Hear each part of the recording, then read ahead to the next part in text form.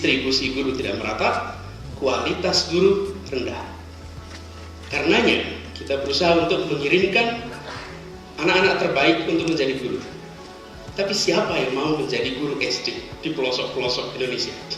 Begitu ditanya kenapa tidak mau menjadi guru SD, karena menjadi guru apalagi di pelosok seumur hidup itu membebani.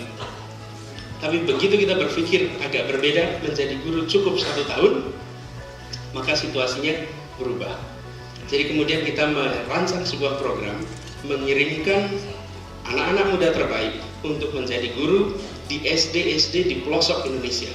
Mengapa SD? Karena SD 66% kekurangan guru. SMP dan SMA biasanya cukup. Dan SD-SD di pelosok-pelosok. Itu tujuan pertama. Tujuan kedua adalah kita ingin agar anak-anak Indonesia terbaik memiliki kesempatan untuk tinggal bersama rakyat di pelosok Indonesia yang tanpa listrik, tanpa sinyal telepon, belum tentu ada running water. Pengalaman ini berada di desa-desa itu akan menempel pada dirinya seumur hidup.